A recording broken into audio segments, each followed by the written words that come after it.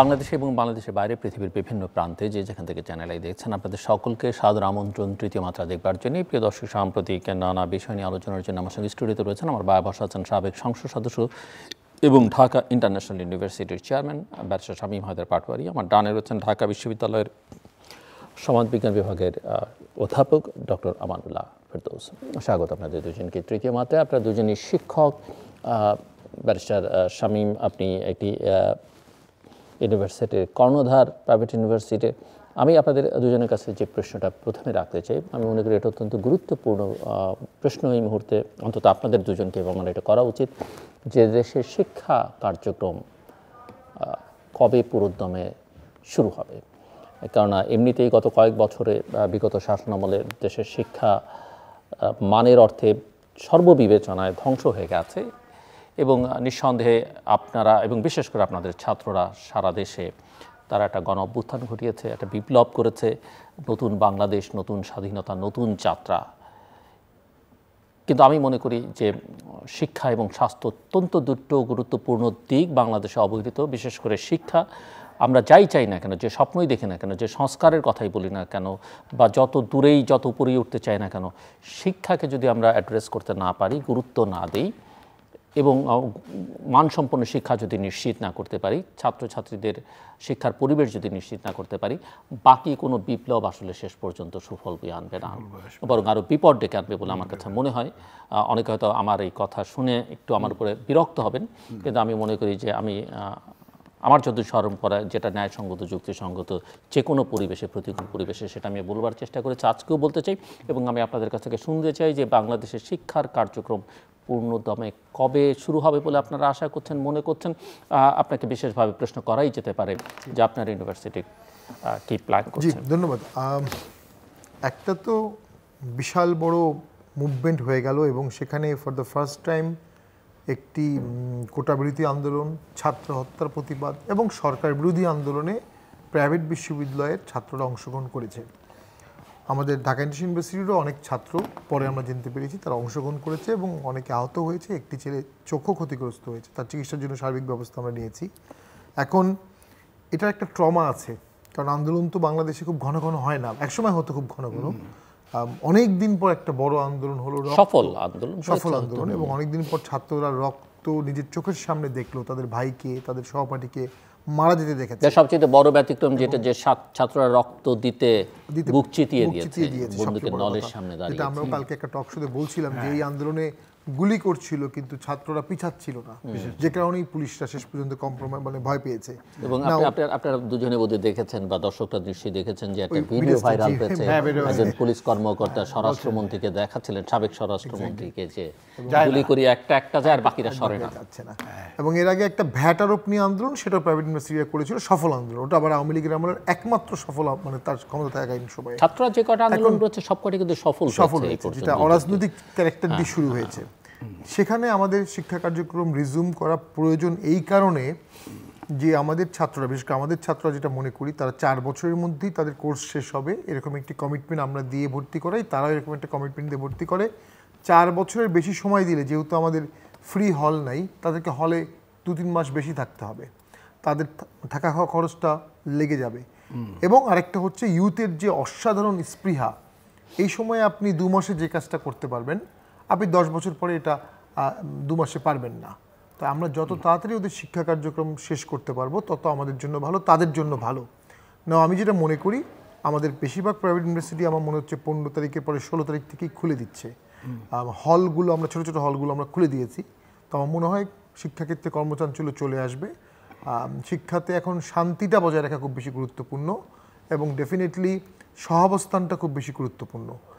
সকলেই ছাত্র আমাদের কাছে, ছাত্রের পলিটিক্যাল পরিচয়টা কিন্তু আমাদের কাছে গুরুত্বপূর্ণ না, যদি না সে ছাত্র কোনো ক্রাইম করে থাকে, যদি না সেই ছাত্র কোনো নির্যাতন করে থাকে। অন্তত আমাদের বিশ্ববিদ্যালয়ে আমরা কখনো কোনো পলিটিক্যাল লেবাসধারী কাউকে কোনো নির্যাতন করতে দেইনি। কিন্তু পাবলিক ইউনিভার্সিটির সমস্যাটা হচ্ছে তারা এটা ঠেকাতে পারেনি নানা কারণে। তো এই যে ঠেকাতে না পারার একটা দায় শিক্ষকরা ওই ক্ষমতাসীন ছাত্র সংগঠনের সঙ্গে অসহায় হয়েছিল। অসহায় বলা যাবে না, শিক্ষকরা আমি মনে করি যে তারা তাদের নিজ দায়িত্বটা পালন করেনি। একটা অংশ আমি বলবো প্রফেসর আমানুল্লাহ ফেরদৌস, একটা অংশ দায়িত্ব পালন করার চেষ্টাই করেনি, আরেকটা অংশ চেষ্টা করে ব্যর্থ হয়েছে।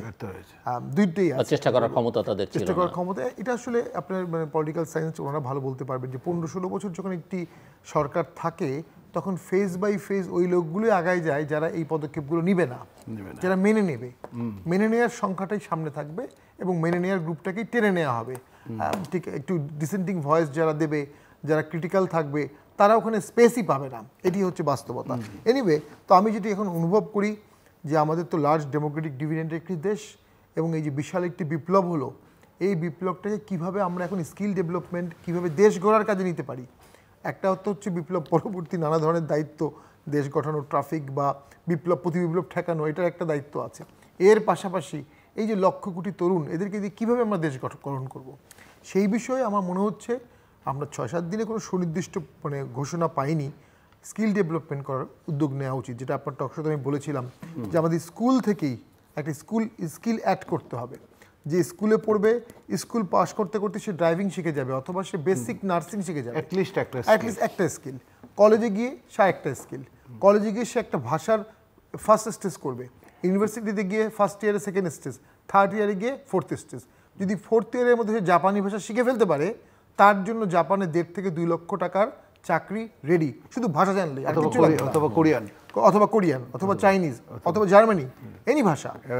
এবং যখন সে ভাষাটা শিখে যাবে ভালো মতো, সে যদি বিদেশে নাও যায়, সে বাংলাদেশে আরও 100 লোককে ভাষা শেখাতে পারবে, সেই লোকগুলো যাবে। বাংলাদেশের অর্থনীতির এখন যে অবস্থা, আমি মনে করি খুব দ্রুত এটাকে ভালো করার একমাত্র উপায় হচ্ছে রেমিটেন্স। একটা হচ্ছে এক্সিস্টিং রেমিটেন্স, সেটা বাড়বে কিছুটা কারণ দেশের স্ট্যাবিলিটি আসছে। আর একটা হচ্ছে ভবিতব্য রেমিটেন্স, আমরা কীভাবে বাড়াবো। ফিলিপাইনে আমাদের থেকে মনে হয় 4 গুণ বা 5 গুণ রেমিটেন্স দেওয়া হয়। ইভেন ইন্ডিয়াতেও যারা কাজ করে বিদেশে, তারা আমাদের থেকে 3 গুণ রেমিটেন্স পাঠায় পার ক্যাপিটা। কিন্তু আমরা ওই শুধুমাত্র আলা মিসকিনের জাত হয়ে লেবার ওয়ার্কার, ক্লিনার, কনস্ট্রাকশন ওয়ার্কারের উপরে যেতে পারিনি এবং আমাদেরকে এটা ন্যাশনাল একটা এক্সপ্লয়েটও করা হয়েছে। যে কনস্ট্রাকশন ওয়ার্কার যে স্কিলে মিডল ইস্টে কাজ করে 20,000 টাকা পায়, সে ইউরোপে গিয়ে সেই দক্ষতারই কাজ পায় 1.5 লক্ষ টাকা। হয়তো তার সার্টিফিকেশন নাই, কাজটা কিন্তু একই। কিন্তু যখন আপনি ফ্ল্যাট বিক্রি করছেন মিডল ইস্ট বা সিঙ্গাপুর বা মালয়েশিয়ায়, তারা কিন্তু হাই রেটেই কনস্ট্রাকশন ফ্ল্যাটগুলো বিক্রি করছে, কিন্তু আমাদের লেবারকে টাকা দিচ্ছে বাংলাদেশের থেকে একটু বেশি। এবং কথা বললে স্পষ্টই বলে যে তোমরা তো বাংলাদেশের থেকে বেশি পাচ্ছ। এইখানে আমার কাছে মনে হয়েছে একটা সার্টিফিকেশন, একটা অ্যাক্রেডিটেশন এবং একটা ইন্টারন্যাশনাল, এটা খুব কঠিন কোনো ব্যাপারই না। বাংলাদেশের ইউনিভার্সিটিগুলো যদি দায়িত্ব দেওয়া হয় স্ব সেক্টরে, তারা এই জিনিসগুলো করবে। প্রত্যেকটা ইউনিভার্সিটি এটা করতে ক্যাপাবল। আর কি প্রয়োজন? ডক্টর ইউনূস স্যারের অসাধারণ ইন্টারন্যাশনাল এক্সপোজার আছে। উনি তো একটা চিঠি লেখেন যে আমি এখন চিফ অ্যাডভাইজার বাংলাদেশের, তোমার ইউনিভার্সিটি থেকে আমার দেশে স্কলারশিপ পাঠাও। আমার মনে হয় 8-10 হাজার স্কলারশিপ বাংলাদেশে চলে আসবে, পিএইচডি, মাস্টার্স, এগুলোর জন্য। এই ছেলেগুলো যাবে, একটাই শর্ত, বাংলাদেশে এসে তোমরা আবার একটু ইউনিভার্সিটিতে চাকরি করো। যেমন আমরা প্রাইভেট ইউনিভার্সিটি চালাচ্ছি, আমাদের সবচেয়ে বড় স্ক্যারসিটি হচ্ছে পিএইচডি নেই। ইন্ডিয়া, মালয়েশিয়া বা শ্রীলঙ্কার ইউনিভার্সিটিতে গিয়ে আমরা দেখতে পাচ্ছি টিচার মানেই পিএইচডি, কিন্তু আমাদের দেখা যাচ্ছে 200 টিচারের মধ্যে 10 জন, 20 জন, 15 জনের বেশি। আমরা ইভেন পাবলিক ইউনিভার্সিটিতে এই প্রবলেমটা হচ্ছে কিছু কিছু জায়গায়। তো সেটার জন্য একটা মাস্টার প্ল্যান করতে হবে শিক্ষার ক্ষেত্রে। আমার মনে হচ্ছে ডক্টর ইউনূস স্যার ডেফিনেটলি উনি এখন স্ট্যাবিলিটিকে ফোর্স করছেন এবং তারপরে একটা ফোকাস আছে ওনার প্রতি সকলের কিন্তু আকাশচুম্বী প্রত্যাশা। এবং একটা খুব ডিফিকাল্ট টাইমে উনি যদি নর্মাল টাইমে একটা ভোটের মাধ্যমে প্রাইম মিনিস্টার হতেন, উনি এই 6 দিনই অনেক কিছু করে ফেলতে পারতেন। কিন্তু সমস্যা হচ্ছে ওনাকে এখন প্রায়োরিটি দিতে হচ্ছে stability, control rather than development. But ডেভেলপমেন্টে যদি আমরা যেতে না পারি, কিছুদিন পরে dissatisfaction, hunger, food crisis, inflation, jobless, এই ইস্যুগুলো কিন্তু পলিটিক্সের সাথে মার্জ হয়ে যাবে। তখন আরও ফার্দার ক্রাইসিস ক্রিয়েট হবে। শুনবো আরও কথা আপনার কাছে, প্রফেসর আমানুল্লাহ ফেরদৌস। আমি ওই শিক্ষা কার্যক্রমের জায়গা থেকে শুরু করতে চাই আবারও, যে কবে নাগাদ শিক্ষা কার্যক্রম চালাবে, সেটা কোন মানের সেটা পরের আলোচনা, কিন্তু আগে ইম্পর্টেন্ট হচ্ছে যে ক্যাম্পাস কবে ওপেন হবে, ছাত্ররা কবে ক্যাম্পাসে তাদের মূল জায়গায় ফেরত যেতে পারবে। আমার প্রিয় ব্যারিস্টার শামীম এবং আপনার যারা শুনছেন এবং আপনাকে শুভেচ্ছা। আমার কাছে যে জিনিসটা মনে হচ্ছে যে প্রায় 52টা পাবলিক বিশ্ববিদ্যালয় ফাংশনাল, এর ভিতরে 17 বা 18 জন উপাচার্য পদত্যাগ করেছেন। বাকি বিশ্ববিদ্যালয়গুলোর উপাচার্য এবং যে যে স্ট্রাকচারটা আছে সেই স্ট্রাকচারটা চেঞ্জ চাচ্ছে ছেলেমেয়েরা। এমন কোনো বিশ্ববিদ্যালয় নাই যে বিশ্ববিদ্যালয়ের উপাচার্য এবং তার প্রশাসনের বিপক্ষে এই বৈষম্য বিরোধী আন্দোলনের ছেলেমেয়েরা নাই। বাকিরা এখনও অপেক্ষা করছেন যে সরকার বলবে তাহলে তারা পদত্যাগ করবেন। কিন্তু এটা মোটামুটি নিশ্চিত ধরে নেওয়া যায় যে যে সিস্টেমটা ছিল ওই সিস্টেমটার ভিতরে দিয়ে ক্যাম্পাস খোলা যাবে না। তার মানে আরও তো প্রায় এই 80%ই বলতে গেলে 70%ই বলতে গেলে এখনও পদত্যাগ করেন নাই। সেটা পদত্যাগ করানো, তারপর সেখানে নতুন ভাইস চ্যান্সেলর এবং নতুন যে প্রশাসন সেখানে দেয়া, তাদের সাথে এই যে কোটা বিরোধী আন্দোলনে বাচ্চাদের সাথে স্টেক হোল্ডারদের সাথে মিটিং করা, এবং এইখানে শুধুমাত্র বৈষম্য বিরোধী কোটা বিরোধী আন্দোলনী স্টুডেন্টই না, সেখানে কিন্তু আমাদের ছাত্ররা সব দলের, ইভেন ছাত্রলীগেরও তো আছে, তারাও তো ক্লাস করতে আসবে, তারা তো ক্লাস না করলে ফেল করে যাবে, এবং পরিমাণ তো কম না, প্রচুর। ধরেন ঢাকা বিশ্ববিদ্যালয়ে হলে যে সমস্ত ছেলেমেয়েরা থাকতো তারা তো সবাই ছাত্রলীগ করতো। ঢাকা বিশ্ববিদ্যালয়ের কোনো হলে একজনও ছাত্রদল অথবা ওই অন্য কোনো সংগঠনের কেউ ছিল না। একটা বা দুইটা এই আপনার বাম সংগঠনের ছিল, তারাও খুব কষ্টে 95% এই ছাত্রলীগের ছিল। তো এই ছেলেমেয়েগুলোতে তো ক্যাম্পাসে আনতে হবে। এই ছেলেমেয়েগুলো যদি ক্যাম্পাসে না আনি তাহলে তো আপনার বিশ্ববিদ্যালয় শুরু করা, প্রশাসন শুরু করা, শিক্ষকদের একটা বিশাল অংশ, বিশ্ববিদ্যালয়ের ভাইস চ্যান্সেলর সাহেবরা অনেকেই পলাতক অথবা বাড়ির বের হচ্ছেন না। শিক্ষকদের অনেকেই রুমে তালা দিয়ে বাহিরে আছেন। আমি রিয়ালিটিটা বলছি, ভয়ে। আবার কোনো শিক্ষকরা নিজেরাই ইচ্ছা করে আপনার সরে আছেন। আবার কোনো শিক্ষকের রুমে তালা মেরে বসে আছে অলরেডি। ঢাকা বিশ্ববিদ্যালয় হয়েছে দু একটা কেস। এই যে এরকম একটা অবস্থার ভিতরে আপনি তো বুঝতে পারছেন যে এটা শুধুমাত্র এক দলের ছাত্রছাত্রী না, এটা মাল্টি এবং যারা শিক্ষক তাদের ভিতরেও বিভিন্ন দল মত রয়েছে, তারাও তো ক্লাসে যেতে হবে, তারাও তো আসতে হবে। এই রকম একটা সিচুয়েশনের ভিতরে আপনাকে এই সময়টাতে হয়তো একটু সময় দেওয়া লাগতে পারে যে বিশেষত বিশ্ববিদ্যালয় লেভেলে শিক্ষা প্রতিষ্ঠানে ক্লাস শুরু করার ব্যাপারে।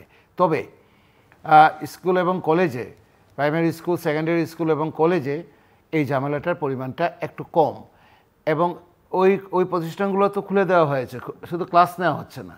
এখন ইচ্ছা করলে, আমার যেটা ধারণা, সরকার ইচ্ছা করলে ক্লাস নেওয়া শুরু করতে পারে, এবং এইচএসসি পরীক্ষা যেটা স্থগিত আছে সেটা আলাপ আলোচনার ভিত্তিতে সেটা তো 11 সেপ্টেম্বর থেকে 11 সেপ্টেম্বর থেকে তারা এটা শুরু করবে। সো উচ্চশিক্ষার ক্ষেত্রে আপনি যদি বলেন তাহলে একটু সময় লাগবে আমার কাছে মনে হচ্ছে।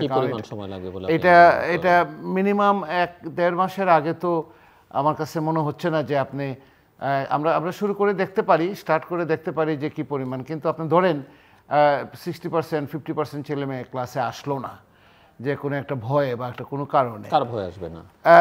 আসবে না কারণ তারা ভয়ে আসবে না, কারণ আপনার এই যে তাদের যে অতীত কর্মকাণ্ড গত 15 বছরে, অথবা তাদের যে গুরুরা তাদের যে কর্মকাণ্ড গত 15 বছরে, সেটা তো তাদের উপরে হচ্ছে ইফ দে আর ক্রিমিনালস, যেটা শামীম হায়দার পাটোয়ারি বলেছে, তার জন্য তো সাধারণ ছাত্রছাত্রী শিক্ষার্থীদের শিক্ষা কার্যক্রম বন্ধ থাকতে পারে না, প্রথম কথা। দ্বিতীয় কথা হচ্ছে যদি তারা কোনো নিপীড়ন নির্যাতনের সঙ্গী হয়ে না থাকে এবং তাদের যদি একটা রাজনৈতিক পরিচয় থাকে, ধরা যাক যে তারা আগে বিগত দিনে যারা ক্ষমতায় ছিলেন তাদের ছাত্র সংগঠন, সেই ছাত্র সংগঠনের সাথে যুক্ত থাকবার কারণে তার তো ক্যাম্পাসে আসতে কোনো বাধা থাকার কথা নাই, যদি না সে কোনো নিপীড়ন নির্যাতনের কোনো ধরনের না। আমি আবারও বলি, এদেশে সবারই রাজনীতি করার, এদেশে তার নিজস্ব মত প্রকাশ করার, আমার তো মনে হয় না। এবং সাধারণভাবেও দেখেন যে ছাত্রলীগের আলোচনাই করা যায় 50% 30% স্টুডেন্ট ছাত্রলীগের সঙ্গে যুক্ত ছিল। I don't believe that. না, এবং আপনার ছাত্রলীগের না জোর করে ছাত্রলীগ করতে হতো, কারণ ক্যাম্পাসে থাকতে গেলে, হলে থাকতে গেলে ছাত্রলীগ করতে হবে, গেস্ট রুমে যেতে হবে, এটা এই একটা কালচারে দাঁড়িয়ে গিয়েছিল। এখন এদেরকে ক্যাম্পাসে আনার ব্যাপারটা কিন্তু বিশ্ববিদ্যালয় প্রশাসনের উপরে অনেকটাই নির্ভর করবে। আপনি যদি তাদেরকে, তার এভরি রাইটস আছে সে ক্যাম্পাসে আসা, বিশ্ববিদ্যালয়ে ক্লাস করা, তার ডিগ্রি শেষ করা, তার কেরিয়ারের বিষয় আছে এই বিষয়টা। এটা হলো একটা দিক। আরেকটা দিক হলো যারা তাদের বিপক্ষে যে একটা গ্রুপ, সেই বিপক্ষের গ্রুপটা তো শক্তিশালী, তারা তো এখনও উত্তেজিত অবস্থায়, এবং এক একটা ডিপার্টমেন্টের বিভাগের এক একটা রিয়ালিটি, এক একটা বিশ্ববিদ্যালয়ের এক এক ধরনের রিয়ালিটি, এক একটা হলের এক এক ধরনের রিয়ালিটি, সেগুলোকে বিশ্ববিদ্যালয়ের প্রশাসন বসে একটা সবাইকে নিয়ে, আপনি এখানে কাউকে এক্সক্লুড করে আপনি তো বিশ্ববিদ্যালয় চালাতে পারবেন না। আপনি অন্য প্রতিষ্ঠান চালাতে পারলেও আপনি বিশ্ববিদ্যালয় চালাতে পারবেন না, কারণ আপনি কাকে বাদ দিবেন? যাকে বাদ দিবেন সে তো আপনার ছাত্র। এটা গেল একটা।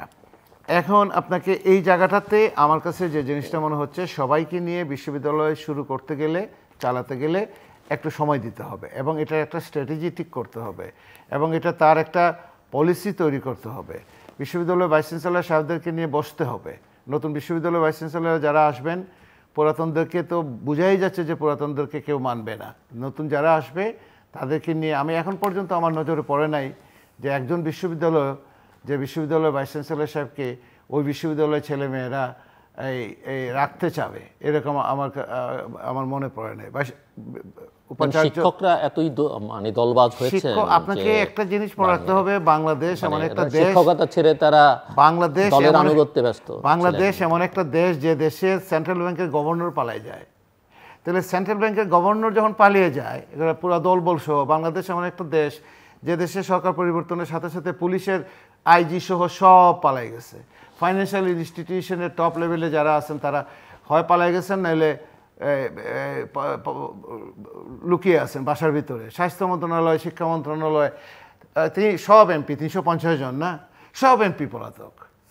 আপনি বলেন, এই যে রক্ষা আমাদের স্বামী এখন এমপি না, সব এমপি অলমোস্ট পলাতক। মানে তাদের হতেও তো পারতেন, হতে পারতো, ঝামেলা না করলে হতে পারতো, কারণ তার তো পপুলারিটি আছে এই জায়গাটাতে। না আমি বলছি যে কোনো ভাবেই হতে পারতেন তো, মানে হতে পারতো। কপালটা খারাপ অথবা ভালো, অথবা অতি ভালো। আমার মনে হয় কপালটা ভালো, অতি ভালো।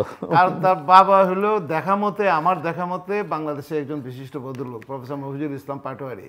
তার বাবার সাথে আমি কাজ করেছি।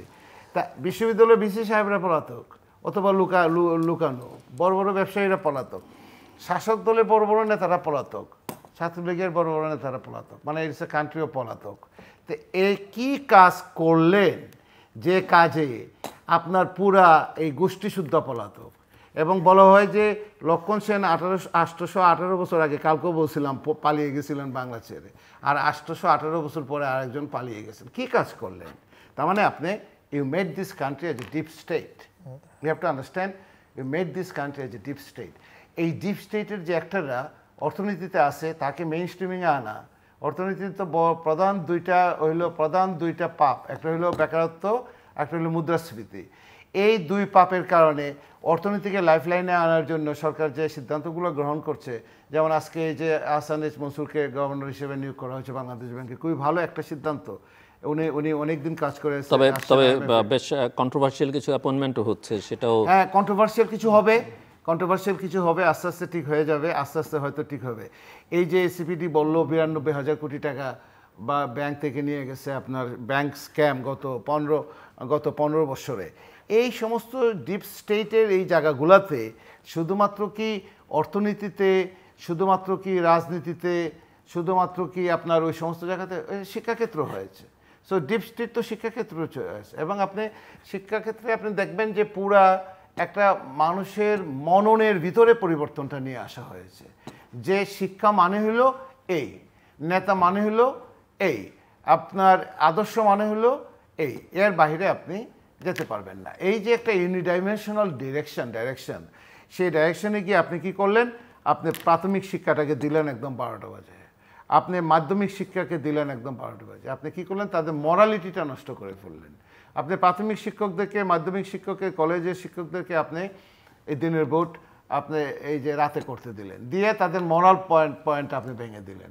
তার যে অন্যান্য সুযোগ সুবিধাগুলো ছিল, সেই সুযোগ সুবিধাগুলো আপনি ইনক্রিজ করলেন না। বিশ্ববিদ্যালয়ের শিক্ষকদের কথা না হয় বাদই দিলাম, আমাদের এখানে এতগুলো আপনার এই যে শিক্ষার ধারা, আমাদের এখানে পৃথিবীর বহু দেশ এসে বলছে তোমাদের এই দেশে টেকনিক্যাল দরকার। এসে শামীম যেটা বললো, অস্ট্রেলিয়ান টেপ এখানে কাজ করতে চেয়েছিল, কানাডিয়ান টেপ এখানে কাজ করতে চাইছে, তাদের টাকায় তারা টাকা দিবে, তাদের কারিকুলাম এখানে পড়াবে, সেই কারিকুলামে অ্যাক্রিডিয়েশন অটোমেটিক্যালি ইন্টারন্যাশনালি থাকবে, অ্যাডেক্সেল কাজ করবে এখানে, অ্যাডেক্সেলের সাথে তারা কাজ করবে। এই সার্টিফিকেটগুলো যখন থাকে বিদেশে যে কোনো জায়গাতে গেলেই, গত 10 দিনে 48 কোটি টাকা এই যে এই রেমিটেন্স আসছে, এটা হয়তো 150 কোটি টাকা, 150 কোটি ডলার হয়তো, যেটা শ্রীলঙ্কাতে, যেটা ফিলিপিন্সে পায়। তাহলে এই শিক্ষার জায়গাটাতে আপনি যদি দেখেন, এটা পুরাটাই নষ্ট হয়ে গেছে, আপনি যদি আমাকে বলেন। আমি আসছি আপনার কাছ থেকে। সো ব্যারিস্টার শামীম হায়দার পাটোয়ারী শুনছিলেন, এবং আমি তো আশার কিছু শুনতে পাইনি, এবং যে চিত্র প্রফেসর আমানুল্লাহ তুলে ধরলেন তাতে 1-2 মাস আমি তো মনে করি আরও বেশি লাগবে যদি না ড্রাস্টিক কোনো উদ্যোগ না নেওয়া হয়, অ্যাকশানে না যাওয়া হয়। আপনার কি মনে হয়? পাবলিক ইউনিভার্সিটির ক্যারেক্টার, নেচার অ্যান্ড ভাইব্রেশনটা একটু ডিফারেন্ট ন্যাচারালি, হল আছে। এখানে আরেকটা প্রসঙ্গ আমি রেজ করতে চাই, সেটা হচ্ছে যে অত্যন্ত গুরুত্বপূর্ণ যে আমরা তরুণরা রাষ্ট্র পরিচালনা করুক নিঃসন্দেহে চাই। সারা পৃথিবীতে এখন 25-28 বছরের সরকার প্রধানও আছে, নো কোয়েশ্চেন অ্যাবাউট। কিন্তু ছাত্রাবস্থায় ছাত্রদেরকে আমরা আসলে কতটা এই ধরনের কাজের মধ্যে, এই যে রাষ্ট্র পরিচালনা প্যাক্ট বাই স্টুডেন্টস, এটা কতটা স্বাস্থ্যকর একটা দেশের জন্য বা শিক্ষার জন্য? কারণ এরাই ভবিষ্যৎ, এরাই দেশ চালাবে, হয়তো কেউ কেউ পৃথিবী চালাতেও ভূমিকা রাখবে। So which is important. এখন অনেকটা স্পর্শকাতর, অনেকে হয়তো মনে করবেন যে এই আলোচনাটা এখন করার সময় নয়, কিন্তু আমি মনে করি যে নীতি নির্ধারকদের যারা পেছনে আছেন, বিহাইন্ড দ্য সিন কিংবা সামনে যারা আছেন, প্রত্যেকের এটা মাথায় নেওয়া দরকার। আমাদের এই তরুণদের ভবিষ্যৎ, যারা এত বড় একটা 15 বছরে আমরা কিছুই করতে পারিনি, তারা মাত্র 36 দিনে পুরো পরিস্থিতি পাল্টে দিয়েছে, একটা স্বৈর শাসকের বিদায় নিশ্চিত করেছে। সো তাদের যথেষ্ট পোটেনশিয়াল আছে এবং তারা অনেক ইনোভেটিভ। আপনি দেখেন যে এক একটা প্রোগ্রামের নাম তারা কি দিয়েছে। তারা অন্য কোনো রাজনৈতিক দল হলে 4 তারিখের পরে 6 তারিখের কর্মসূচিটা উঠছে, তারা অনেক দিন পিছিয়ে দিতেন বা কিছু দিতেনই না, আর এই ছেলেমেয়েরা সেটাকে আগিয়ে এনেছে। সো তাদের কিন্তু অনেক পোটেনশিয়াল আছে, তাদের ট্যালেন্ট অনেক বেশি, কিন্তু আমি জানি না, কারণ কিন্তু ইমোশন দিয়ে হয়তো মুভমেন্ট করা যায়, কিন্তু ইমোশন দিয়ে রাষ্ট্র পরিচালনা করা যায় কি না, আমি জাস্ট এই প্রশ্নটাও আপনাদের কাছে তুলতে চাই। সো তাদেরকে আহত না করে তাদেরকে কিভাবে আমরা আরও সম্মানিত করতে পারি, আরও রিওয়ার্ড দিতে পারি, কিন্তু যার যেটা কাজ তাকেই সেটা করতে দেওয়া মনে হয় ভালো। একটা হচ্ছে যে আমি মনে করি বয়স কোনো ডিসকোয়ালিফিকেশন না। আমি আগেই বললাম, আমি যখন রাজনীতি শুরু করলাম তখন আমার সব ওয়ার্ড, কিন্তু আপনি যদি ওই শিক্ষক হয়ে, প্রফেসর আমানুল্লাহ যেটা বললেন, শিক্ষক হয়ে যদি আওয়ামী লীগ আর বিএনপির মতো সারাক্ষণ আচরণ করেন, আমি সাংবাদিক হয়ে যদি সারাক্ষণ দলবাজি করি, জাতীয়তাবাদী সাংবাদিক বা আওয়ামী সাংবাদিক, আর পুলিশ হয়ে যদি তার কাজ বাদ দিয়ে পুলিশ লীগে পরিণত হয় বা পুলিশ দলে পরিণত হয়, তাহলে তো দেশের অবস্থা এরকমই হবে এবং কেউই আসলে পরিবর্তন ঘটাতে পারবে না ভবিষ্যতে। যেটা হচ্ছে যে তখন আমি যখন উপজেলা সভাপতি হলাম, আমাকে তো কোথাও না থেকে কোথাও শুরু করতে হবে। তো তখন আমার ওয়ার্ড সভাপতিরা সকলেই ছিল আমার প্রায় ডাবল বয়সী, সেটা ওভারকাম করেছি। আর এই ছাত্রদের বয়সের থেকে অ্যাডভান্স, তবে তারা সবাই সফল হবে রাষ্ট্র পরিচালনাটায়, এটা ভাবার কোনো কারণ নাই। তবে একজনও হবে না, এটাও ভাবার কোনো কারণ নেই। এদের মধ্যে থেকে 2-1 হয়ে আসতে পারে যারা ছাত্রদের মধ্যে, ছাত্র তো বাদ দিয়ে না, যারা এখানে উপদেষ্টা হয়েছে 2 জন। আমি জাস্ট উপদেষ্টা হয়েছে সেটা মিন করছি না, আমি পুরো কনসেপ্টটার কথা বলছি। ওদের মধ্যে কেউ কেউ বের হয়ে আসবে, কারণ ওরা এই জেনারেশন এবং ওরা সারা বিশ্ব থেকে শিখছে, জানছে। মোবাইল এবং একটা ইন্টারনেট তাদেরকে সারা বিশ্ব এনে দিয়েছে, যেটা আমরা বিভিন্ন ইউনিভার্সিটিতে গিয়ে পড়ে শিখেছি, তারা এটা বাসায় থেকেই পড়ছে, কন্টিনিউয়াস পড়ছে। তবে বিপ্লবের পরে তো একটা অতি বিপ্লব ভাব থাকে এবং উৎসাহটা বেশি থাকে। সেই উৎসাহটাকে নিয়ন্ত্রণ করে রাষ্ট্রে কন্ট্রিবিউট করা এত সহজ ব্যাপার না। আরেকটা হচ্ছে অভিজ্ঞতা। এই অভিজ্ঞতার কিন্তু কোনো বিকল্প নেই। আমরা যতই বলি তারুণ্য, উচ্ছ্বাস, কিন্তু যার যে অভিজ্ঞতাটা হয়েছে সে অভিজ্ঞতার বাইরে, যেমন আমি ফ্রাঙ্কলি বলবো, আমাদের ক্রিয়া উপদেষ্টা, তার প্রতি সম্মান রেখেই বলছি, তিনি বসেছিলেন এবং সকলে এসে তাকে দাঁড়িয়ে পরিচয় করলো। উনি সেখানে বলতে পারতেন আপনাদের দাঁড়াতে হবে না, সে কিন্তু কাউকে অপমান করার জন্য করেনি, কিন্তু তার ইনস্টিংক্ট এটা আসে নাই যেটা বলতে হবে। আকরাম খানের মতো প্লেয়ার ওখানে ছিলেন, যাদেরকে ছোটবেলা আমরা স্টার হিসাবে দেখেছি, পরে বসাও দেখেছি মনে হয় আমার যদি পরে বসেছে, হতে পারে। হ্যাঁ, তো এনিওয়ে এটা কিছুই না, এটা হচ্ছে অভিজ্ঞতার অভাব, আর কিছু না। এখানে যে সে যে এখানে কোনো ডিসরেগার্ড শো করতে চেয়েছে এমনটা না। তো এটা তো একটু সময় লাগবে, বাট কারো না কারোর উপর আস্থা রাখতে হবেই। আরেকটা হচ্ছে একটা ইউথকে যদি আপনি তৈরি করতে পারেন। না, আমার কথা হচ্ছে যে শেখ হাসিনার পতন হয়েছে বহু কারণ, হত্যা, দুর্নীতি, এমন কোনো কারণ অনেক নেই, কিছু, সব অনেক অনেক কিছু। ধরনের, কিন্তু শেষ মুহূর্তে তার পতনটা এত ত্বরান্বিত হয়েছে, বা এই অল্প যেটা আমরা 15 বছরে করতে পারি, সেটা হয়েছে মূলত তার অ্যারোগেন্সের কারণে। সো আমরা আসলে আর কারো কাছ থেকে অ্যারোগেন্স দেখতে চাই না, যে ক্ষমতায় থাকুক বা এখন যারা ভবিষ্যতে ক্ষমতায় যাওয়ার জন্য স্বপ্ন দেখছেন, কিংবা এই সরকারকে যারা ব্যাক করছেন, কারোর কাছ থেকে কোনো অ্যারোগেন্স দেখতে চাই না। আমরা যেটা চাচ্ছি বাক স্বাধীনতা। এখন আমরা ধরেন যে এটা বলা যাবে ওটা বলা যাবে না, আগে আওয়ামী লীগের সময় বিভিন্ন এজেন্সি আমাদেরকে ফোন করতো, আমাকে বলছি না, অনেক জায়গাতে, কিন্তু এখনো যদি সেরকম ফোন হতো না, এটা বললো এই বিপদ হবে, এটা বললো, যার যেটা কাজ তার সেটা করা উচিত। আমাদের সংবিধান তো বাক স্বাধীনতা দিয়েছে এবং চিন্তার স্বাধীনতা দিয়েছে। তো দেশটা এমনভাবে চলবে, আমি চিন্তা করতে পারবো ফ্রিলি। তো এখন এই বিপ্লবের কারণে যেটা হচ্ছে, বিপ্লবের বাইরে আপনি চিন্তা করার পরিবেশ নাই। এটা রাষ্ট্র ঠিক করতে হবে, একটু সময় দিতে হবে। আর কি লাগবে, আপনি যখন বিপ্লব করে জয়ী হয়ে গেছেন, তখন আপনাকে নিরপেক্ষ অবস্থানে চলে যেতে হবে। আর আপনি যখন ওত নেবেন, তখন আপনাকে নিরপেক্ষ অবস্থানে যেতেই হবে। ডিফারেন্সগুলো বুঝতে একটু সময় লাগবে। যে আমি আগে ছাত্র নেতা ছিলাম, শেখ হাসিনার মতো রাগ অনুরাগের বশবর্তী কিছু করবো না শপথ নিলেন, আর মনে হলো ছাত্ররা দাবি করলো আমি কোটা বাতিল করবো, একদম। 2018 সালে প্রথম হচ্ছে বাক স্বাধীনতা যদি একটা দেশে থাকে, তাহলে সরকার সীমাবদ্ধ হতে বাধ্য, ফেস বাই ফেস বাক স্বাধীনতা থাকলে। দুই হচ্ছে, এরপরে বাংলাদেশে হয়ে গেছিল একদলীয় শাসন, আবার একদলীয় থেকে কি হয়ে গেল, এক ব্যক্তির শাসন। তো এইগুলো কিন্তু ধাপে ধাপে অধপতন হয়েছে। আমাদেরকে অধপতনটা প্রথমেই ঠেকিয়ে দিতে হবে। সেক্ষেত্রে শুধু বাক স্বাধীনতা যদি এখন থাকে যথেষ্ট। You may not like my view, but you have to respect my view, that's all. এই তরুণরা কিন্তু কারো কথা শুনতে রাজি হচ্ছে না, টেনে হেসে নামিয়ে দিব, আমরাই বসিয়েছি আমরাই নামিয়ে দিব, এই মন্তব্যগুলো তাদের দুঃখের ক্ষোভের বহিঃপ্রকাশ। কিন্তু তাদেরকে পলিটিক্যাল ভাষাই এখন কথা বলতে হবে, কারণ তারা এখন পলিটিক্সে। কিছুদিন আগে তারা পলিটিক্সে ছিল না, বাট এখন তারা পলিটিক্সে আছে। তাদের মধ্যে অনেকেই ছাত্রত্ব ব্যাক করবে, অনেকে নতুন দল করবে। নেক্সট ইলেকশনে তারা 100-200 প্রার্থী হতে পারে, 50-60 জন এদের মধ্যেই এমপি হবে। তো তাদের হতে পারে, আমরা হবেই সেটা বলতে পারি না, হতে পারে, আমি মানে সম্ভাবনা দেখছি। জনগণ সিদ্ধান্ত নেবে, বাট জনগণ। কিন্তু এখানে আবার আরেকটা কথা আছে, যদি ছাত্ররা যদি রাজনৈতিক দল করতে হয়, কারণ করিডোরে এই আলোচনাটা আছে, তাহলে ক্ষমতার অংশ হয়ে তারা রাজনৈতিক দল করাটা সেটা অ্যাকসেপ্টেবল কিনা, সেটাও একটা প্রশ্ন। কারণ বিএনপির বিরুদ্ধে এই অভিযোগ সবসময় আমরা শুনি, বা জাতীয় পার্টির বিরুদ্ধে এই অভিযোগ যে তারা ক্যান্টনমেন্টে ক্ষমতায় থেকে দল করেছে। আওয়ামী লীগ ছাড়া সব দলই তাই হয়েছে, মানে অনেক ছোট ছোট দল আছে যারা ক্ষমতায় থেকে সুযোগই ছিল না। বাট এই তিনটি দলের মধ্যে দুটি দলই ক্ষমতায় থেকেই হয়েছে। ক্ষমতার বাইরে দল করা খুবই কঠিন ব্যাপার।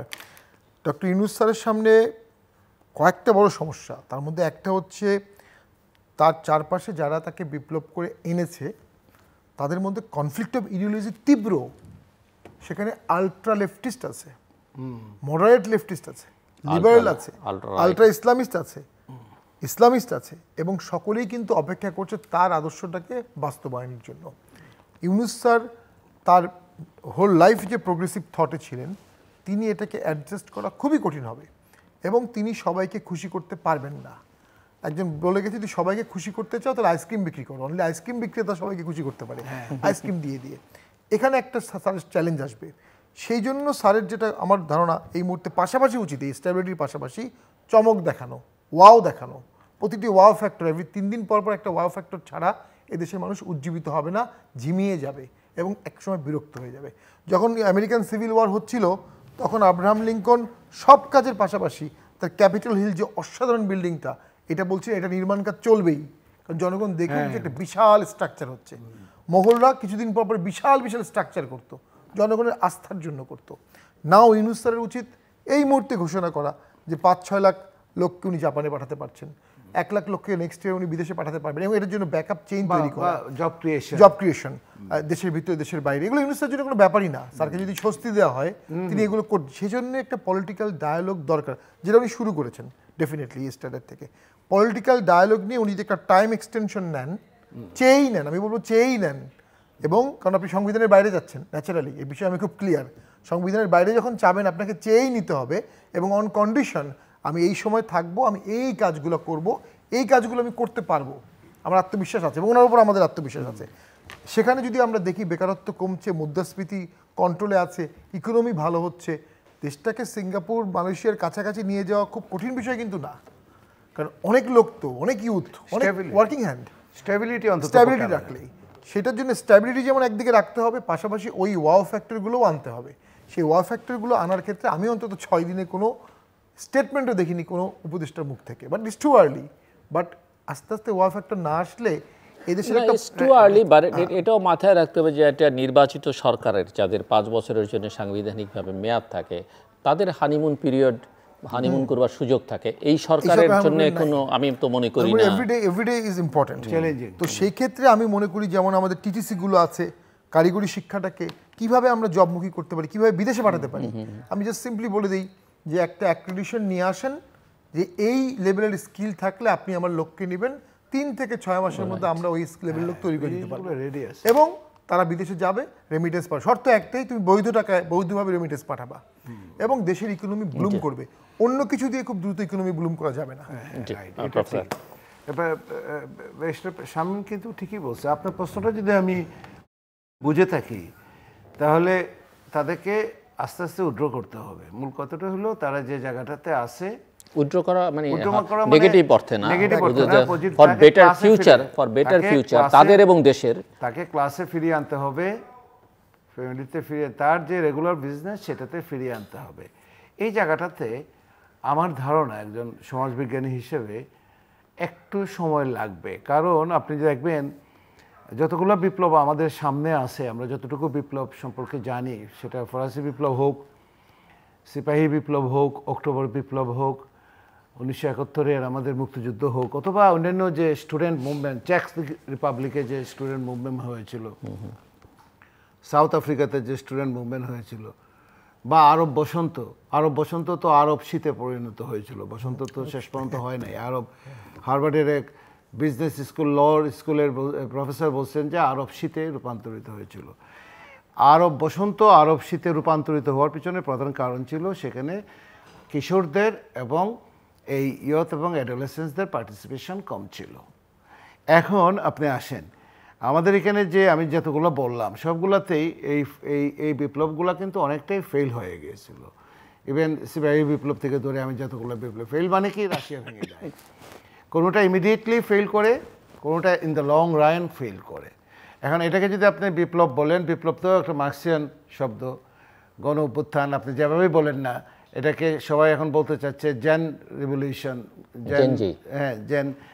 এখন যেটাই বলেন না কেন, এইটাকে ধরে রাখা একটা বড় চ্যালেঞ্জের বিষয় হয়ে দাঁড়িয়েছে এই দেশে বিভিন্ন কারণে এবং এইটা লক্ষণও প্রকাশিত, বিভিন্নভাবে লক্ষণও দেখা গিয়েছে। তো সেই জায়গাটা থেকে চিন্তা করে তাদের একটা ধারণা হলো, যেটা ব্রিগেডিয়ার সাখাওয়াত সাহেব বলছেন, যে আপনারা এখানে কোনো কিছু করার চেষ্টা করবেন না, আপনারা সময় নেন ইত্যাদি ইত্যাদি, তাহলে কিন্তু স্টুডেন্টরা আবার আপনাদেরকে চেঞ্জ করবে। খুবই ইম্পর্টেন্ট কথা কিন্তু। তার মানে স্টুডেন্টরা এখানে ওয়াচ করছে, এই ওয়াচটা তারা কতদিন করবে? আমার ধারণা ব্রিগেডিয়ার জেনারেল শুধু, যদিও আওয়ামী লীগ শব্দ ব্যবহার করে বলেছে, কিন্তু এটা সকল পলিটিক্যাল পার্টিকে ইঙ্গিত করে তিনি বলেছেন। আমার ধারণা যে সকল পলিটিক্যাল পার্টিকে ইঙ্গিত করে বলেছেন, মেজর পলিটিক্যাল পার্টির যারা, এবং হ্যাঁ, এবং আপনার এখানে একমাত্র আপনি যদি রিভলিউশন এই অঞ্চলে দেখেন, তাহলে ইরানিয়ান রিভলিউশনটা সাকসেসফুল ছিল। রেজা শাহ পাহলভি পালাই গেছে, খোমেনি আসছে, এবং সেখানে মিশেল ফুকো কাজ করতে আসছিলেন ইরানে। এসে তারা দেখলেন, সবাই বলে মিশেল ফুকো ইন ইরান, সবাই একদম মাথা খারাপের মতো অবস্থা। মিশেল ফুকো ইরান কীভাবে যায়, একটা পোস্ট মডার্নিস্ট, সে দেখানোর চেষ্টা করছে যে no, it is not an Islamic revolution, it is the revolution of claiming the legitimacy, is the revolution of claiming the authority, and is the revolution of claiming the আপনার agency and human rights. তখন তারা দেখানোর চেষ্টা করছে, তারা রেজা শাহ পাহলভীর এই সামন্ততন্ত্র থেকে, এই রাজা রানীর জগৎ থেকে বের হয়ে এসে তারা এটা ইসলামিক ফ্রেমওয়ার্কের ভিতরে হতে পারে, কিন্তু বেসিক্যালি এটা হচ্ছে হিউম্যান রাইটসের ইস্যুতে সে স্বাধীন হওয়ার চেষ্টা করেছে। তো এই জায়গাটাতে বাংলাদেশে এই ছেলে মেয়েদেরকে আমরা ক্লাসে ফিরিয়ে নিব, ক্লাসে যাবে, কিন্তু কারো এটা ভাবার কোনো কারণ নাই যে এরা ক্লাসে গেলে অথবা তারা তাদের ইউজুয়াল বিজনেসে ফিরে যাওয়ার পরে তারা চুপ করে যাবে। আমার কাছে এটা মনে হয় না। অ্যান্টি এস্টাবলিশমেন্ট বাংলাদেশের ছাত্রদের ইতিহাসই তাই, এবং তারা আছে বলেই আসলে এখনো যা কিছু ভালো আছে সেটা টিকে আছে। এবং ক্যাম্পাসে যাওয়া মানে এই নয় যে সে ওয়াচ করবে না, সে তার কথা বলবে না, প্রতিবাদ করবে না, দরকার হলে আবার রাস্তায় নামবে না, এবং আপনি ইয়েমেনে এবং দরকার হলে কাউকে আবার মানে আমি দরকার হলে ছুঁড়ে ফেলে দেবে না, সেটা কিন্তু এভাবে নয়। এভাবে না। আপনি ইয়েমেনের যে বিখ্যাত কারমান, এই যে আপনার শান্তি, উনি কিন্তু ওনার একটা বিখ্যাত উক্তি আছে, সেটা উনি বলছেন যে তারুণ্য মানেই বিপ্লব। ওনার খুব সুন্দর উক্তি। তাদের থামানো যায় না এবং তাদেরকে দমানোও যায় না, তাদেরকে চুপ করিয়েও রাখা যায় না। যে কোনোভাবেই হোক আমরা বুড়া মানুষদেরকে চুপ করিয়ে রাখা হয়েছিল এখানে, কারণ আমাদের এই চাহিদা, এই পাওয়া, আমাদের অ্যাপয়েন্টমেন্ট, আমাদের স্কলারশিপ, বিশ্ববিদ্যালয় শিক্ষক তার স্কলারশিপ নিতে হবে, বঙ্গবন্ধু স্কলারশিপ নিয়ে যেতে হবে। তাহলে একটা বিশ্ববিদ্যালয়ের শিক্ষক যদি একটা স্কলারশিপ এদেশের জনগণের টাকায় 2 কোটি 3 কোটি টাকা দিয়ে বাইরে পড়াশোনা করতে হয়, তাহলে তাকে শিক্ষক হিসেবে নেওয়া দরকার কি? আমার স্টুডেন্টরাই তো 2 কোটি 3 কোটি টাকা স্কলারশিপ পেয়ে যাচ্ছে বিদেশে পিএইচডি করতে যাওয়ার জন্য। তাহলে আপনি তো তার থেকে আরও ইনফেরিয়ার। তাহলে আপনি কীভাবে করাপ্ট করা হয়েছে আপনি জিনিসটা? কীভাবে অ্যাপয়েন্টমেন্ট, তুমি কার সাথে থিসিস করেছো তার উপরে ভিত্তি করে অ্যাপয়েন্টমেন্ট করা হয়। গত 15 বছরে বাংলাদেশের পাবলিক বিশ্ববিদ্যালয়ের সেক্টরে 1% না, 0.1%ও কোনো ভিন্ন মতাবলম্বী কোনো শিক্ষকের অ্যাপয়েন্টমেন্ট হয় নাই। তাহলে আপনি কি করলেন? এটা মানে এই যে শিক্ষাক্ষেত্রে যে ম্যাসাকারটা তৈরি হয়েছে, সেই ম্যাসাকারটা থেকে বের হয়ে আসতে গেলে নেক্সট ডিকেড এবং 20, 25, 30 বছর পর্যন্ত আপনি যে ছেলেটা জয়েন করে ফেলেছে বিশ্ববিদ্যালয়ে, তাকে তো আপনি বের করে দিতে পারবেন না। পারবেন? যে ছেলেটা জয়েন করে ফেলেছে শিক্ষা প্রতিষ্ঠানে অন্যান্য জায়গাতে, তাকে বের করে দিতে পারবেন? আপনি কোন আইনে কিভাবে তাকে বের করে দেবেন? এখানে তো অনেক ধরনের ইস্যুজ আছে, এখানে পলিটিক্যাল ইস্যুজ ছাড়াও আপনার অনেক লিগ্যাল ইস্যুজ আছে। যা শেষ করা হয়ে গেছে শিক্ষাক্ষেত্রে।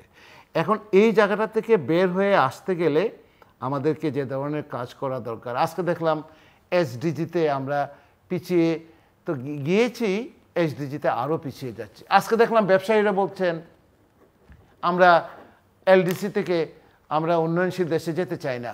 ব্যবসায়ীরা বলছেন যে আমাদের আরও 10 ইয়ার্স টাইম দেন। কেন 10 ইয়ার্স টাইম দেন?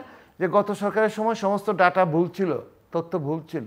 আমরা আসলে এখন আস্তে আস্তে রিভিল হচ্ছে আমরা কতটুকু ধনী, আমাদের কতটুকু জিডিপি, আমাদের কতটুকু পার capital income, even number of population এদেশে কত। বিবিএস শক্ত করে একদম কনক্রিট ওয়েতে বলতে পারে না। আপনি পার ক্যাপিটা ইনকাম দেখানোর জন্য আপনার সংখ্যা কমিয়ে দিচ্ছেন। এইরকম একটা অবস্থার ভিতরে শিক্ষা এবং স্বাস্থ্য, অর্থনীতি তো একটা আছেই, শিক্ষা এবং স্বাস্থ্যকে, অর্থনীতিকে যেভাবে আপনি ইজিলি ফিক্স করতে পারেন, প্রফেসর ইউনুস বললেই বহু জায়গা থেকে।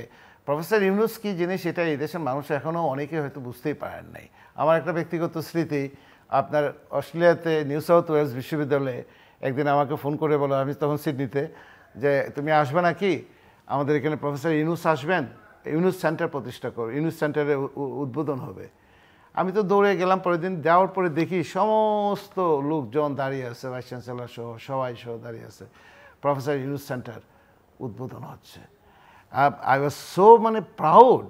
এবং সারা পৃথিবীতে বিভিন্ন জায়গাতে যে বিশ্ববিদ্যালয়ে যাক, যে কোনো জায়গাতে যাক, এই ভদ্রলোকের যে কোনো কারণে কত নোবেল লরিয়েট আছে শান্তিতে, কত লোক তার একটা মানুষকে আকৃষ্ট করার কি যেন একটা ক্ষমতা।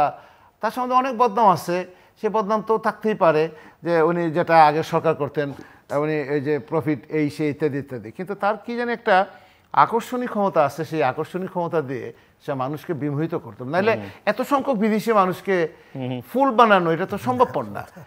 এই ভদ্রলোক যদি চেষ্টা করেন, বাংলাদেশের অর্থনীতি ওই জায়গাটা উনি কিন্তু ফিক্স করতে পারবেন বাই নেক্সট 6 মান্থ 1 ইয়ার। আর যাদেরকে নিচ্ছেন এখন আশেপাশে, তারাও কিন্তু কাজটা করতে পারবে। কিন্তু এডুকেশন, হেলথ, অ্যাডমিনিস্ট্রেশন, এই জায়গাগুলোতে সংস্কার আনা অথবা এই জায়গাগুলোতে কাজ করা অনেক কঠিন ব্যাপার আমি মনে করি। আপনার মনে আছে যে প্রফেসর রেহমান সুবহানের নেতৃত্বে যে টাস্ক ফোর্সটা তৈরি করা হয়েছিল 90-এর পরে, সেই টাস্ক ফোর্সটা কত ঘটা করে সেটা পাবলিকেশন করা হলো। আমরা সেখানে গেলাম টেলাম, সবাই টাস্ক ফোর্স ফলো করতেছে, এটা মানা হবে, কেউ মানে নাই, এর পৃষ্ঠাই উল্টায় দেখে নাই। পরে দেখছি মানুষের ঘরে ওই যে দরজার পাশে বসে আছে যে টাস্ক ফোর্সের সমস্ত ভলিউমগুলা, যেখানে তারা 3 জোটের উপর একাই মানে না, সেখানে টাস্ক ফোর্স মানবে। আমাদের সামনে তো এগুলো ইতিহাস আছে। এখন এই জায়গাগুলোতে আপনি শিক্ষা, স্বাস্থ্য, প্রশাসনে দেখলাম যারা মিটিং করতেছে, এক ভদ্রলোককে দেখলাম যে এই ভদ্রলোকের বিরুদ্ধে কয়েক হাজার কোটি টাকার এই যে কি ওই যে বঙ্গবন্ধু স্যাটেলাইট নিয়ে এই যে আপনার কথাবার্তা, এই ভদ্রলোককে দেখলাম কালকে আইসিটি মিনিস্ট্রিতে সে মিটিং করতেছে সেখানে। It's very strange. সো আপনি ইচ্ছা করলে যে সবাই ওভারনাইট এখান থেকে চেঞ্জ করে ফেলবেন, বা একজন সচিবকে চেঞ্জ তো করতেই হবে, কিন্তু তাকে রিপ্লেস করার মতো তো আরেকটা লোকও তো এখানে লাগবে, কারণ এদের উপরেই তো সব কিছু ডিপেন্ড করতেছে অ্যাডমিনিস্ট্রেশন চালানো। এই জায়গাটাতে আমি যদি শুধুমাত্র শিক্ষা নিয়েই বলি, যেহেতু আমি স্বাস্থ্যতেও কাজ করি, স্বাস্থ্য সেক্টরে এবং শিক্ষা সেক্টরে প্রতিটা জায়গাতে একদম করাপশনে একদম শেষ, প্রতিটা জায়গাতে। আমার সামনে তো সংসদ সদস্য বসা আছেন, একজন সংসদ সদস্য কতগুলা কলেজের গভর্নিং বডির মেম্বার, কতগুলা স্কুলের আপনার গভর্নিং বডির এখন পারে না, এখন কমিয়ে দিচ্ছে না, এটা একটাও পারে না এখন, মানে এখন 5-6 বছর 18-17 সালের পর থেকে আর পারছে না। এখন বাংলাদেশের কোনো স্কুলের অথবা কোনো কলেজের আমার যে অভিজ্ঞতা, সেই অভিজ্ঞতা থেকে বলি, কেউ কোনো এককভাবে সিদ্ধান্ত নিতে পারে না এমপি সাহেবকে জিজ্ঞাসা না করে, না থাকলেও এমপি সাহেবকে জিজ্ঞাসা না করে কেউ কোনো কিছু করতে পারে না। এই যে পলিটিসাইজেশন, এই জায়গাটা থেকে বের করে আনা, শিক্ষকদেরকে কিভাবে আমি অ্যাপয়েন্টমেন্ট দেবো, সারা পৃথিবীতে কীভাবে অ্যাপয়েন্টমেন্ট দেয়, আমরা 1973 অধ্যাদেশ একটা বিরাট ঝামেলার ব্যাপার। এইটা আমাদের যে উদ্দেশ্যে করা হয়েছিল সেই উদ্দেশ্য থেকে অনেক দূরে চলে গেছে। 1973 উদ্দেশ্য যেটা ছিল, আমরা কথা বলবো, কেউ কথা বলছে? গত 15 বছর কেউ কথা বলছে? যারা কথা বলার চেষ্টা করছে আঙ্গুলে গোনা কয়েকজন। আপনি ঢাকা বিশ্ববিদ্যালয়ে বলেন 2000 শিক্ষক, আপনি কতজন শিক্ষককে পাইছেন কথা বলার জন্য? এখন বলেন, এখন গিয়ে বলেন যে আমি তৃতীয় মাত্রায় অনুষ্ঠান করতে হবে, একদম তন্ন করে খুঁজে আমি 10টা লোক বের করে আনতে পারবো না, ভয়ে এসে কথা বলতে রাজি না। তাহলে 1973 দিয়ে আপনি কি করবেন? এখন কেন ভয় পাবে? আগে সামনে আসতে চাবে না। এখন বললে পরে যদি পরবর্তীতে আমাকে আবার কেউ ধরে, কারণ তার তো রুটি রোজগার হলো মেইন প্রশ্ন। সমস্যাটা তো হলো তার খাওয়া দাওয়া কিভাবে চলবে সেটা নিয়ে। পরিবর্তন কি হলো? পরিবর্তন হয়তো আসবে, আস্তে আস্তে হয়তো আসবে। আমি যে কথাটা বলার চেষ্টা করছি, শিক্ষকদের মননে, মগজের ভিতরে একটা বিশাল রকম পরিবর্তন চলে আসছে, কোনো অল্টারনেটিভ নাই। একমাত্র আদর্শ হইল এই, একমাত্র আমাদের নেতা হইল এই, একমাত্র আমার এই, এছাড়া কোনো, এটা এক ধরনের প্রবলেম। আর কারিকুলাম সিলেবাস নিয়ে 1960 যে কারিকুলাম সিলেবাস চলছে, সিডনি ইউনিভার্সিটি হঠাৎ করে দেখা গেল তারা 10টা ডিপার্টমেন্ট একত্রিত করে এশিয়ান স্টাডিজ করে দিয়ে দিচ্ছে। কিসের এত ডিপার্টমেন্ট? এশিয়ান স্টাডিজ করে দিয়ে দিচ্ছে সবগুলোকে লিঙ্গুইস্টিক্সের সবগুলো সাবজেক্টে একত্রিত করে লিঙ্গুইস্টিক স্টাডিজ করে দিয়ে, সোশ্যাল সায়েন্সের সব সাবজেক্টগুলোকে একত্রিত করে সোশ্যাল সায়েন্স করে দিয়েছে। মেজর যারা করবে শেষের দিকে গিয়ে কেউ ইকোনমিক্সে করবে, সোশিওলজিতে করবে, ডেভেলপমেন্ট স্টাডিজে করবে, মেজর করবে শেষের দিকে, সব এক করে দিয়ে দিচ্ছে। তাহলে কি নাম্বার অফ ডিনের সংখ্যা কমে আসলো, নাম্বার অফ ফ্যাকাল্টির সংখ্যা কমে আসলো। এখন আপনি এই কারিকুলাম, এই সিলেবাস হাতে দিতে পারি না।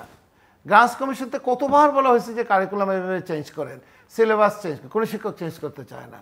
সে কারিকুলাম চেঞ্জ করবে না, সে সিলেবাস সে কারিকুলাম চেঞ্জ করা তো অনেক দূরের ব্যাপার, সেটা তো আলাদা বিষয়। সে সিলেবাসই চেঞ্জ করতে চায় না। তার যে সিলেবাসে নতুন টপিক ঢুকাবে, সে স্টেট ভিশনের সাথে সে অ্যালাইন করে চলবে, এমডিজির সাথে সে এসডিজির সাথে সে চলবে, আমার ন্যাশনাল টার্গেটের সাথে সে চলবে, ওইভাবে সে ইন্টারেস্টেড না। কি করবে? সে ক্লাসিক্যাল ইকোনমিক থিওরি যেটা পড়াইতেছে, সেটা ক্লাসিক্যাল পলিটিক্যাল থিওরি যেটা পড়াচ্ছি আমি, সেটাও দরকার, কিন্তু আমার এটা কাজে লাগবে কতটুকু। জি, ধন্যবাদ। যেটা বলা হয় যে you can elect wrong people for 5 years, but if you appoint wrong people, you have to carry him for lifelong. বিভিন্ন সেক্টরে এটাই হয়ে গেছে। একটা বড় ঝামেলা বাংলাদেশে আছে, ডাটা সন্ত্রাস। এটা আমি অনেকবার বলেছি গত 5-6 বছর। আমার কাছে মনে হয়েছে আমাদের উন্নয়নের যে প্রবৃত্তিটা দেখানো হয়েছে, এটার মধ্যে গলদ আছে পুরোপুরি। এটার সাথে বাস্তবতা মেলে না, মানে রেটোরিক এবং রিয়ালিটির মধ্যে নেই অনেক পার্থক্য। উন্নয়নের ভ্রান্ত অতি উচ্চাকাঙ্ক্ষার কারণে আমরা কিন্তু একটা রোজি পিকচারে আছি। এবং এই 18 কোটি লোকের দেশে যদি 2%, 3%, 5% কোনো সেক্টরে বেশি দেখানো থাকে, এটা কিন্তু বিশাল দায়ভার আমাদের কাছে চলে আসবে। পভার্টি রেট থেকে শুরু করে সব কিছুতে এটা আছে। এবং যে কারণে মিডল ইনকাম কান্ট্রির জন্য আমাদের যেটা 2026 সালে হওয়ার কথা, হয়তো বা আমরা এটার জন্য আসলে এন্টাইটেল হইনি, কিন্তু পলিটিক্যাল অ্যাডভান্টেজ নেওয়ার জন্য সরকার ওইদিকে ধাবিত হয়েছে। ফলাফল যেটা হবে, অসংখ্য ক্ষেত্রে যে ট্রেড বেনিফিটগুলো আমরা পেতাম সেগুলো বন্ধ হয়ে যাবে। তার মধ্যে সবচেয়ে এফেক্টিভ হচ্ছে ফার্মেসি। ফার্মাসিউটিক্যালসে যে কাঁচামালটা আসে এবং যে পেটেন্ট, যেটার জন্য অনেক মেডিসিন আছে যেটা পৃথিবীর অনেক দেশে 5,000 টাকা, সেটা বাংলাদেশে আমরা 5 টাকায় খাচ্ছি। কেন? কারণ বাংলাদেশে যিনি আবিষ্কার করেছে উনি পেটেন্ট নিচ্ছেন না লাইফ সেভিং ড্রাগের ক্ষেত্রে, কিন্তু যখন মিডল ইনকাম কান্ট্রি হবেন তখন আপনাকে পেটেন্ট ফি দিতে হবে। এবং টেকনোলজি তো একই ঘটনা, আইসিটি সবকিছুতে একই, এডুকেশনও তাই, সবকিছুতে এডুকেশনও তাই। নাও অবশ্যই প্রথম যেটি দরকার সদিচ্ছা, যে আমি এই সেক্টরগুলোকে ভালো করব এবং ভালো লোককে সেখানে দেয়া, একাডেমিশিয়ানদেরকে একাডেমিক ম্যাটার্সে দেয়া, ব্যুরোক্রেসিকে ব্যুরোক্রেসি ম্যাটারে দেয়া। এখন আমাদের আইনি কাঠামোতে কিন্তু বেসরকারি বা সরকারি বিশ্ববিদ্যালয়ের ট্রেজারার একজন ব্যুরোক্রেট হতে পারেন, এই আইন করা হয়েছে, কিন্তু কোনো রেজিস্ট্রার হতে পারেন, কোনো দরকার ছিল না, কিন্তু এগুলো করা হয়েছে এই প্যাটার্ন করার জন্য। আরেকটি হচ্ছে সংবিধান কি বলছে, uniform, mass oriented, universal system of education থাকতে হবে। তিনটার একটাও আমাদের হয়নি। আর কি বলেছে, সোসাইটির নিড অনুযায়ী তাদেরকে ট্রেনিং দিতে হবে এবং মোটিভেট করতে হবে। এই ট্রেনিংটা আমরা দেখতে পাই না কোনো জায়গায়। এটা ক্ষেত্রে অনেক মডেল আছে, আমি মাইগ্রেশন নিয়ে প্রচুর কাজ করেছি অ্যাজ এ লেম্যান। বিভিন্ন মডেল সরকার চাইলে নিতে পারে, এটা খুব সহজ কাজ, কঠিন কোনো কাজ না। যেটা আমি বললাম, যদি বেকারত্ব দূর করতে না পারি আমরা সকলেই মিলে, ডক্টর ইউনূস স্যারকে হেল্প করে, ওনার সম্পর্কে অনেক আমি কাজ করেছি এবং দেখেছি। একবার উনি এক জায়গায় গেলেন, একজন ক্লিনার কাজ করছেন যার গায়ে ময়লা লেগে আছে, উনি বিং নোবেল লরিয়েট ওর ক্লিনারের সাথে হ্যান্ডশেক করলেন, তার হাত ময়লা হয়ে গেল, এটা কোনো কেয়ার নেই। তো উনি অনেক উঁচু মানের মানুষ, উনি অনেক বড় কিছু করতে পারবেন, স্বপ্ন দেখিয়েছেন, স্বপ্ন বাস্তবায়নে তাকে সহযোগিতা করতে হবে। এবং যেটার জন্য প্রথম যেটি হবে, ইকোনমি ভালো করে জব ক্রিয়েশন। সেক্ষেত্রে অনেক প্রজেক্ট ইমিডিয়েটলি ঘোষণা করতে পারেন যে 1 লক্ষ লোককে দিয়ে আমরা নিরক্ষরতার জন্য একটা প্রজেক্ট শুরু করব, আমরা কৃষকদের আইটি শেখানোর এই প্রজেক্ট করব, সেখানে 10,000 ছেলে কাজ করবে, আমরা প্রাইমারি স্কুলের ছেলেমেয়েদের আইটি শেখাবো, সেখানে কম্পিউটার সায়েন্সের বাংলাদেশ সব ইউনিভার্সিটি কম্পিউটার সায়েন্সের ছেলেরা এক মাস সময় পাচ্ছেন না, এখন উনি সময় পাচ্ছেন না, ওনাকে প্রতি বিপ্লবের চিন্তায় এত ব্যস্ত, ওনাকে ওনার প্রতি বিপ্লব ঠেকানোর জন্য একটা আলাদা লোককে দায়িত্ব দিতে হবে, আর ওনাকে এই দেশ গড়ার দায়িত্ব দিতে হবে। আমার মনে হয় এটাতে উনি ম্যাসিভলি কমফোর্টেবল এবং এটাতে দেশের উপকার বেশি হবে এবং খুব দ্রুত মানুষের কিছু আস্থাও তৈরি আসবে। Then will come up the moot question, কখন ইলেকশন হবে? এইটা তো আসবেই। আপনি কতদিন সময় দিতে চান? আমাদের যদি দেখতে পারি যে ইকোনমি ভালো চলছে, জব ক্রিয়েট হচ্ছে, তাহলে তো সময় দিতে কোনো অসুবিধা নেই। কিন্তু না, সময় দিতে অসুবিধা নেই, মানে কতদিন সেটা হতে পারে, 1 বছর 2 বছর তো হতেই পারে। কিন্তু আমরা যদি দেখতে পারি প্রতি বিপ্লবের পর প্রতি বিপ্লব বা তার আশঙ্কা হচ্ছে, স্ট্যাবিলিটিও নাই, ইকোনমিক গ্রোথও নাই, আবার আমাদের জব ক্রিয়েশনও নাই, তখন তো পলিটিক্যাল পার্টিগুলো ফ্রাস্ট্রেট হয়েই যাবে। তখন ডেফিনেটলি আরেকটা পলিটিক্যাল পার্টিগুলো না, সাধারণ মানুষও ফ্রাস্ট্রেট হতে পারে, সাধারণ মানুষ হতে পারে। যে মির্জা ফখরুল কালকে বলছেন দেখা করে যে আপনারা সময় নেন, কিন্তু আপনারা এই কাজগুলো করেন, তো এটা কিন্তু একটা গুড সাইন। এখানে গুড সাইন, এবং আমি মনে করি সবাই তাকে সময় দিবে। কিন্তু সেক্ষেত্রে যেটি আমি একটু ফ্র্যাঙ্কলি বলি, সেক্ষেত্রে কোনো একটা পর্যায়ে আওয়ামী লীগের সুধী সমাজের সাথেও আলাপ করতে হবে। তাদের পার্সেন্টেজ অফ জনসংখ্যা যদি ক্ষুব্ধ থাকে এবং ক্ষোভ দেখাতে থাকে, তাহলে ওনাকে ওই যে প্রতিবিপ্লবের আশঙ্কাতেই উন্নয়নটা ভ্রান্ত হয়ে যাবে। ওনাকে তো প্রতিবিপ্লবও ঠেকাতে হবে, উন্নয়নও করতে হবে। এবং আমি ব্যক্তিগতভাবে মনে করি উন্নয়নটা বেশি করতে হবে, আগে করতে হবে কনফিডেন্সের জন্য। কারণ তিনি একটা পলিটিক্যাল প্রসেসে আসেননি, তার কোনো দল নাই, তার কোনো ওয়ার্ড কমিটি নেই। তো এই ক্ষেত্রে আমি মনে করি অবশ্যই ইউনূস স্যারের এই মাথাটাকে দুভাগ করে ফেলতে হবে এবং এদিকে নজর বেশি দিতে হবে। আর যে তরুণ ছাত্ররা যারা দেশের জন্য কাজ করতে চাচ্ছে, তাদেরকে স্কিল ডেভেলপমেন্ট আমরা দিতে পারি প্রচুর।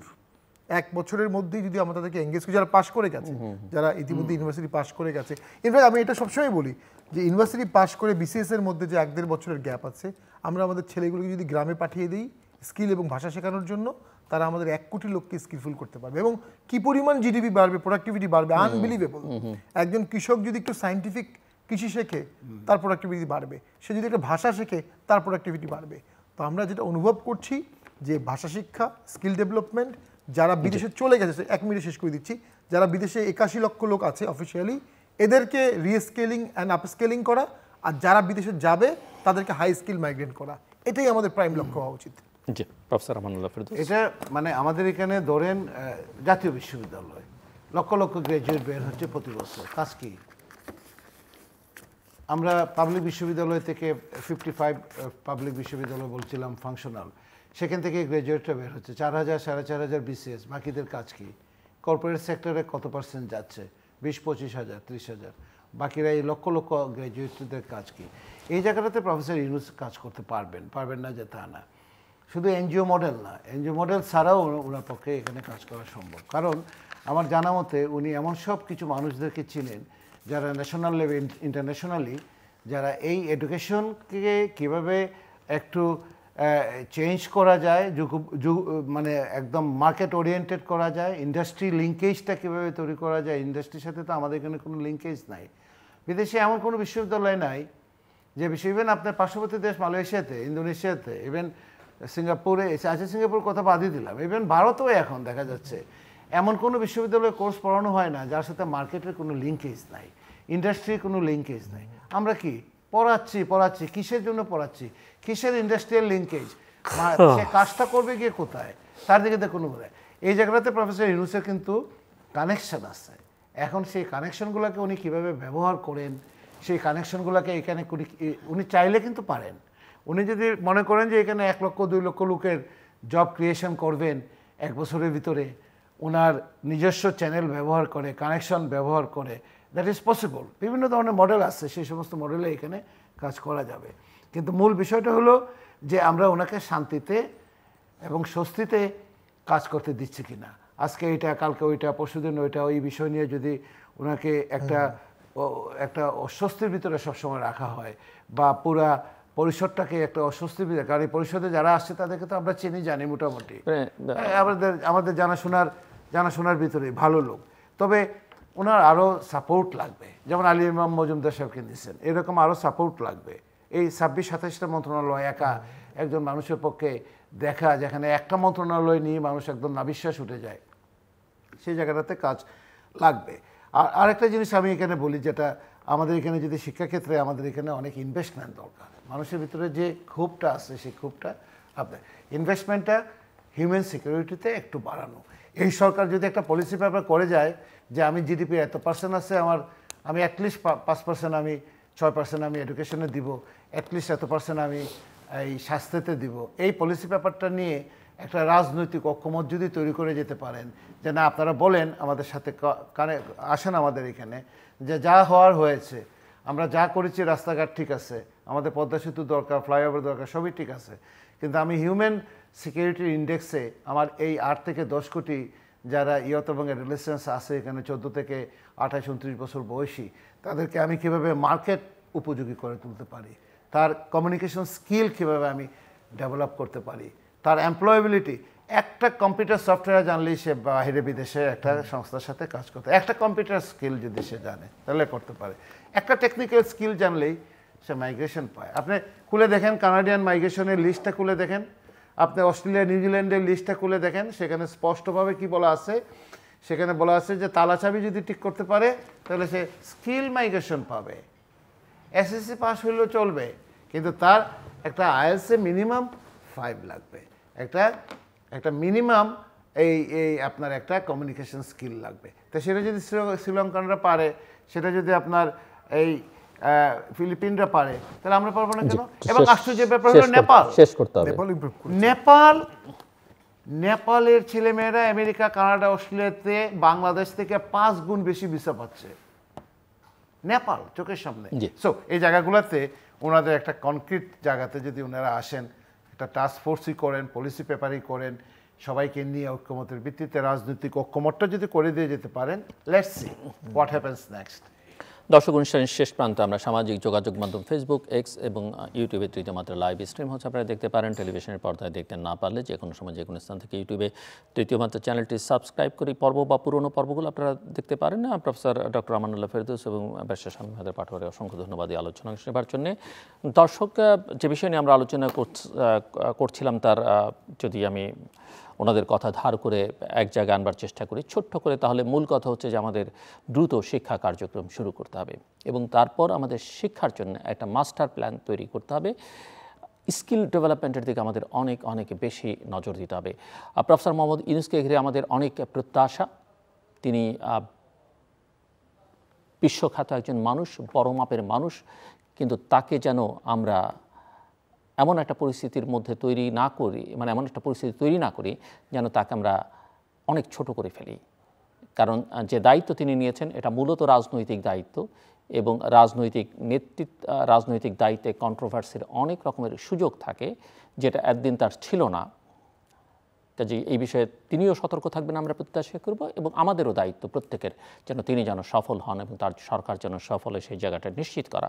আরেকটা কথা আলোচনায় এসছে, সেটা হচ্ছে বাক স্বাধীনতা। আমরা কিন্তু গত 15 বছর বা তারও আগে বাক স্বাধীনতার জন্য, মত প্রকাশের স্বাধীনতার জন্য লড়াই করেছি। কাজে আমরা আশা করব কোনো স্টেট অ্যাক্টর বা নন স্টেট অ্যাক্টর যেই হন না কেন, আপনি আমার কথা পছন্দ না হতে পারে, কিন্তু এমন কোনো আচরণ, এমন কোনো বক্তব্য, এমন কোনো কাজ কেউ যেন না করেন যেখানে এই স্বাধীনতা খর্ব হয়।